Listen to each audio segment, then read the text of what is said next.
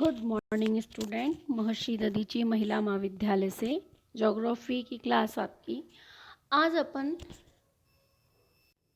आर्थिक क्रियाओं में मानव जो है वो अपनी पूर्ति करने के लिए, मानव अपनी आवश्यकताओं की पूर्ति करने के लिए जो भी कार्य करता है उसे व्यवसाय कहते हैं। तो वह आर्थिक जो क्रियाएं हैं, जो व्यवसाय हैं, उनको 5 भागों में बांटा हुआ है। हमारे व्यवसायों के अनुसार, मानव के व्यवसायों के अनुसार, तो उन आर्थिक क्रियाओं को, आर्थिक क्रिया किसे कहते हैं, ये मैंने आपको सबको स्टार्टिंग में भी ये बात समझाई थी कि जो प्रक्रियाएं जो हमारी दिन प्रतिदिन की आवश्यकताओं की पूर्ति करता है वह सभी आर्थिक क्रियाएं कहलाती है। मानव अपनी और अपने परिवार का पालन पोषण करने के लिए जो व्यवसाय करता है उसको पांच भागों में बांटा हुआ है। 5 तरह से व्यवसायों को वर्गीकृत किया गया है प्रकृति के अनुसार। प्राथमिक व्यवसाय जो कि प्रत्यक्ष रूप से हमारी प्रकृति से जुड़े हुए होते हैं, जो हमारी प्रकृति पर ही निर्भर करते हैं, जिनको मानव प्रकृति एवं संसाधनों के सीधा उपयोग करता है, वह प्राकृतिक प्राइमरी सेक्टर को कहा जाता है। इसी प्रकार उनके अंतर्गत आने वाले जो व्यवसाय हैं, जैसे शिकार करना, मछली पकड़ना, पशुपालन करना, कृषि करना, लकड़ी करना, ये सभी जो क्रियाएं हैं वो प्राथमिक क्रियाओं में शामिल की जाती हैं। दूसरा, द्वितीयक व्यवसाय जो कि प्राथमिक व्यवसायों से प्राप्त उत्पादकों से जुड़े हुए रहते हैं, नए उत्पादन का निर्माण करते हैं, जिसमें कि निर्माण उद्योग कहलाता है। ये सभी प्रकार के विनिर्माण उद्योग जो हैं वो इसी में ही आते हैं। तीसरा जो है हमारा वह है तृतीयक व्यवसाय, जिसमें इस आर्थिक वर्ग के में प्रत्यक्ष रूप से उत्पादन नहीं होता है, लेकिन परोक्ष रूप से उत्पादन में यह सहायता भी प्रदान करता है। जैसे कि वह सेवा के रूप में जो भी कार्य किया जाता है वो इसमें व्यवसाय में शामिल किया जाता है। प्रत्येक व्यवसायों में परिवहन, व्यापार, बैंकिंग, संचार आदि जो क्रियाएं हैं, और ये उत्पादन और उत्पादकता पर दोनों पे ही, उपभोक्ता पर दोनों पर ही एक महत्वपूर्ण कड़ी का जो कार्य है वह करता है। जैसे उत्पादन तो हुआ, प्राथमिक व्यवसाय के अनुसार उत्पादन किया गया, निर्माण उद्योग के अत्यधिक निर्माण भी किया जाएगा, लेकिन वो लोगों तक पहुंचाना, वह व्यापार की दिशाओं में लाना, उसको ये तृतीयक व्यवसाय के अंतर्गत लिया जाता है। चतुर्थ व्यवसाय, अब तृतीयक व्यवसायों, चतुर्थ व्यवसाय और पंचम व्यवसायों को करीब मिला दिया गया है कि ये सभी जो सेक्टर हैं वो सेवा सेक्टरों के अंतर्गत लिए जाते हैं। इसलिए तो इस आर्थिक वर्ग के प्रत्यक्ष रूप से उत्पादन नहीं होता है, लेकिन यह परोक्ष रूप से उत्पादन में सहायता भी प्रदान करते हैं, जिसमें से परिवहन, ये हो गया वर्तमान में यह उच्च तकनीक के आधार पर चतुर्थ व्यवसाय सम्मिलित है, जिसमें से कला, साहित्य, प्रौद्योगिकी और शोध के द्वारा, यानी कि प्रशिक्षण के द्वारा, ट्रेनिंग के दौरान कार्य के अंतर्गत इसमें शामिल किया जाता है। इसमें अत्यधिक सूचना उपभागों को इसमें शामिल किया गया है। पंचम व्यवसाय में उनको शामिल किया जाता है जो कि हमारी उच्च आधार पर अंतर्राष्ट्रीय व्यापार को और जो निर्माण उद्योग के अंतर्गत इसमें शामिल होते हैं, इसको इसमें शामिल किया जाता है। नेक्स्ट आज अपन इसी का ही अगला जो टॉपिक है हमारा मत्स्य, जो हमारे इसमें मत्स्य उत्पादन के बारे में, और दूसरा है पशुपालन के बारे में। ये विकास के जो है वो दोनों ही हमने समझा है कि इसको प्राथमिक सेक्टर के अंतर्गत लिया जाता है ना, प्राइमरी सेक्शन में। तो मत्स्य का अर्थ पानी में जो मछली पकड़ना है उसके है। मत्स्य उत्पादन सब आप जानते हो, मछली से है। हम भोजन के द्वारा अन्य संसाधनों में भी इसका उपयोग करते हैं। जिस प्रकार पशु पदार्थों में से 3% में से मछली का उत्पादन, जैसे जैसे संसार में जनसंख्या बढ़ती जा रही है, कृषि संसाधनों की भी कमी होती जा रही है, तो वैसे वैसे मत्स्य उत्पादन का महत्व भी बढ़ता जा रहा है। जिन जगहों पर भूमि जो है, नदियों के आसपास में ऐसी भी कुछ भूमि होती है जो दलदली भाग रहता है, तो वहाँ पर मछलियों का उत्पादन के द्वारा ही व्यवसाय निर्मित किया जाता है, जो कृषि उत्पादन जहाँ से प्राप्त नहीं हो सके। तो भोजन में 10% भाग जो है मछलियों से ही प्राप्त होता है। समुद्री खेती भी इसको कहा जा सकता है।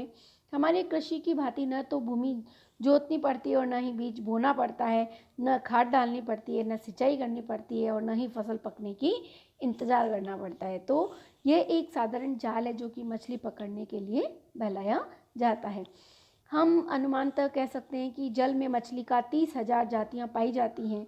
प्रकृति को 2 भागों में विभाजित किया जाता है इसके द्वारा, ताजे पानी की मछलियाँ और समुद्र की मछलियाँ, खारे पानी की मछलियाँ। ठीक है, ताजे पानी की मछलियों में तालाबों के द्वारा, जो झीलों के द्वारा जो मछली का उत्पादन हो रहा है वो ताजे पानी की, और जो समुद्रों में खारे पानी की जो मछलियाँ हैं जो समुद्रों में उत्पादित होती हैं। उत्तरी गोलार्ध में मध्य अक्षांशों के जो मत्स्य का उत्पादन है विकसित होने के इसके क्या कारण है? भौतिक, आर्थिक, सभी कारण बताए हुए हैं, जिसमें से भौतिक कारण महाद्वीपीय मग्न तट, जो कि ये आपको 12th में आपने इसके बारे में पढ़ा है, मत्स्य उत्पादन के बारे में, तो इसी के अनुसार ही कि यह अधिकतम गहराई 200 मीटर होती है। वहाँ पे सूर्य के प्रकाश आसानी से पहुँच जाता है, जहाँ पर ऑक्सीजन पर्याप्त मात्रा में मिल जाती है, वो तलछट प्रचुर मात्रा में मिल जाता है, वहाँ पे मछली उत्पादन उपयुक्त हो सकता है। जिन जगहों पर इसके लिए भौतिक जो दशाएं हैं हम देखें तो उन क्षेत्रों पर जहाँ पर कि ठंडी और गर्म जो धाराएं हैं जहाँ आकर मिलती हैं, तो वहाँ बहुत अच्छी मात्रा में कृषि का उसका मत्स्य उत्पादन होता है, जिसमें से चारागाह का जो क्षेत्र है, प्लेकेटन कहते हैं इसको, ये निर्भर करती है। प्लेकेटन एक प्रकार के सूक्ष्म वनस्पति होती है, यानी कि सूक्ष्म जो जीव होते हैं वो इसको गर्म और ठंडी धाराओं के रूप में उसको भांति को बढ़ाते हैं। इसमें बैंकों के द्वारा भी चबूतरों की विद्यमानता रहती है, जैसे कि जो हल्के समुद्र में जो भाग हैं वहाँ पे चबूतरे बने हुए रहते हैं, तो ये मछली पकड़ने के लिए एक उत्तम स्थान बताया जाता है। न्यू फाउंडलैंड में दक्षिणी पूर्व में ग्रैंड बैंक के नाम से, उत्तरी सागर में डागर बैंक के नाम से यह उदाहरण है। कटी फटी तट जो रेखा है वह भी इसमें लिए सहायता प्रदान करते हैं। समुद्र का जल शांत रहता है, वहाँ पर शांत जल में रहना पसंद नहीं करती हैं। समुद्री तूफानों में अधिक भय नहीं होता है, जिससे मछुआरे दूर तक मछली पकड़ने के लिए जा सकते हैं। विश्व में प्रमुख मछली जो बंदरगाह हैं, जैसे कि नॉर्वे में बैर्गन, ग्रेट ब्रिटेन में गिस्प्री, यारमाउथ में और जापान में याकोहामा आदि, जो हमारे उत्तरी गोलार्ध के मध्य के अक्षांशों में स्थित हैं। इसी प्रकार जहाँ जो मैंने आपको गर्म धारा के बारे में बता रही थी कि जहाँ पर गर्म और ठंडी धारा आकर मिलती है, जैसे गल्फ स्ट्रीम की धारा वहाँ पर न्यू फाउंडलैंड में लैब्रोडा जो कि एक ठंडी धारा है, और गर्म धारा से ये जब आकर मिलती है जापान के पास में, तो शिवो को गर्म धारा के रूप में, क्यूराइट ठंडी धारा में मिलने से इन क्षेत्रों पर अधिक मछलियों का भंडारण होता है। इसी प्रकार शीतल जो जलवायु है, प्लेकेटन अधिक मात्रा में मिलता है, तो वो मछली के भोजन होते हैं, इसलिए वहाँ पर मछली अधिक देर तक खराब नहीं होती है। वनों की जो विद्यमानता है प्रचुर मात्रा में जहाँ पर पाए जाते हैं, नौकाएं, उपकरण आदि बनाने में सहायता मिलती है, तो उन जगहों पर भी यह यूरोप के उच्च अक्षांशीय भाग, कोणधारी वन के बाद विशेष रूप से वहाँ पर अत्यधिक मत्स्य उत्पादन हो सकता है। आर्थिक कारण में देखें तो मांग, बड़े उद्योग धंधों के पास में जो अत्यधिक मांग रहती है, तो इससे भी प्रोत्साहन मिलता है इन लोगों को। खाद्यान्न की जो कमी है, जहाँ पर जैसे कि जापान, न्यू फाउंडलैंड, नॉर्वे, ब्रिटेन, यहाँ पे खाद्यान्नों की कमी है, भूमि पहाड़ी है, वह अनुपजाऊ है, तो कृषि में क्रिया करने में बाधा उत्पन्न होती है, तो वहाँ पे मछली पकड़ने का प्रयोग आसानी से किया जा सकता है, ये उत्पादन अच्छा होता है। यातायात की जो सुविधा है, बंदरगाह आंतरिक भागों में रेलों और सड़कों से अच्छी तरह से मिली हुई है। मछली दूर स्थित बाज़ारों में पहुंचना वह अति भाग है। शीत भंडार के द्वारा शीत भंडार की सुविधा भी मिल जाए तो काफ़ी देर तक सुरक्षित रखा जा सकता है।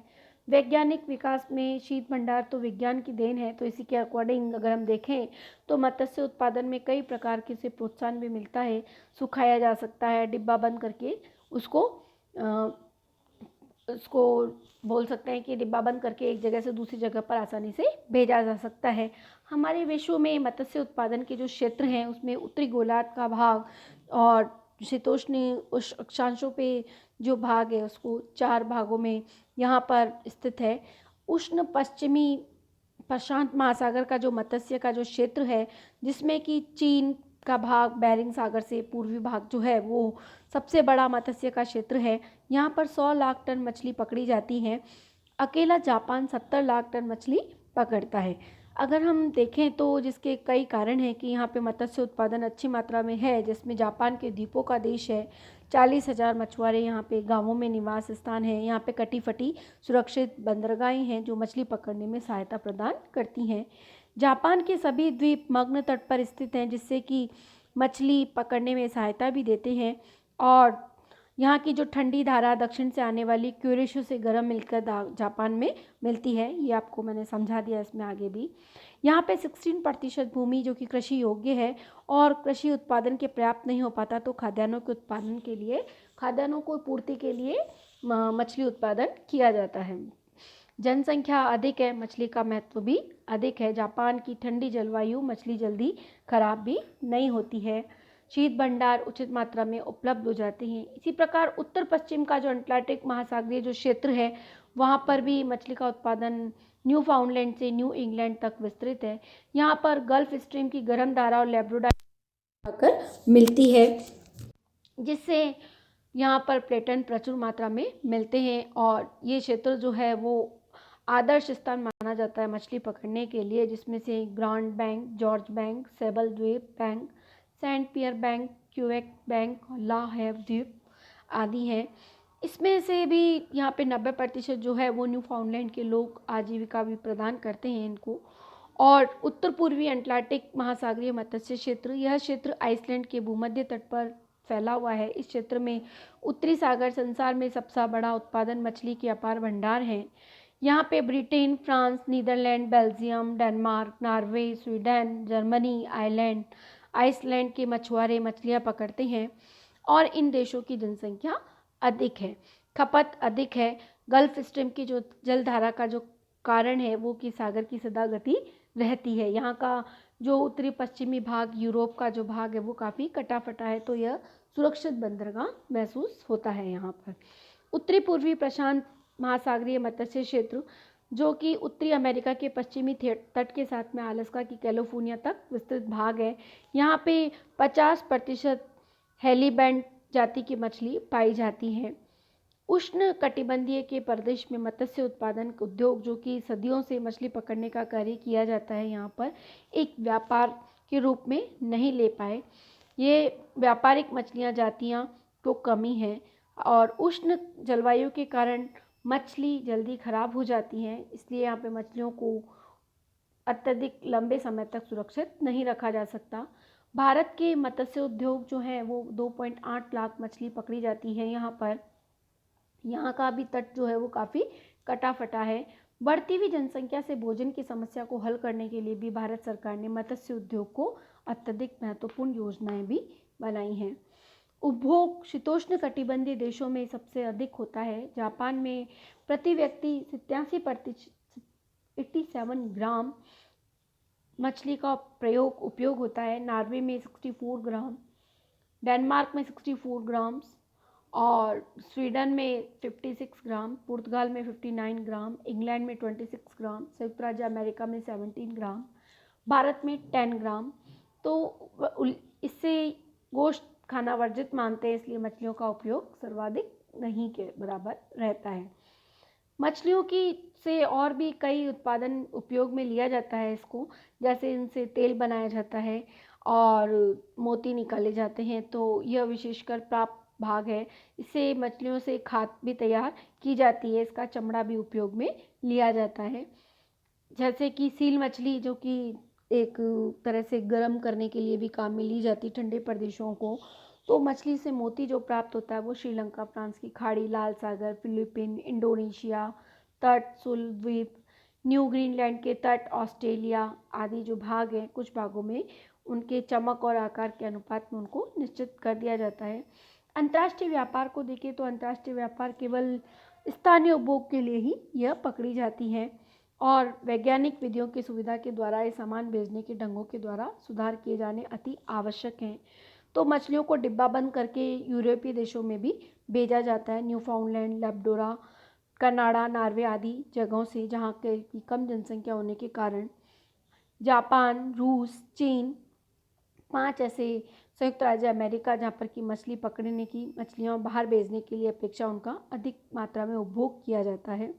यहाँ से आयात चीन, Norway, Denmark, Canada, Chile, Vietnam मछलियों को निर्यातक देश हैं, जबकि आयातक देश इसमें जापान, संयुक्त राज्य अमेरिका, स्पेन, रूस, इटली, जर्मनी जो कि इसके आयातक देशों के रूप में वर्णित है। तो कुल मिला के जो है अंतर्राष्ट्रीय व्यापार कम मात्रा में उत्पादित है बजाय कृषि की क्रियाओं के माल के, क्योंकि मत्स्य उत्पादन इतनी मात्रा में नहीं फैलता है और उन जगहों पर जहाँ पर कि शीत ऋतु विद्यमान रहती है तो वहाँ पे मछली उत्पादन अत्यधिक मात्रा में फैलाव होता है।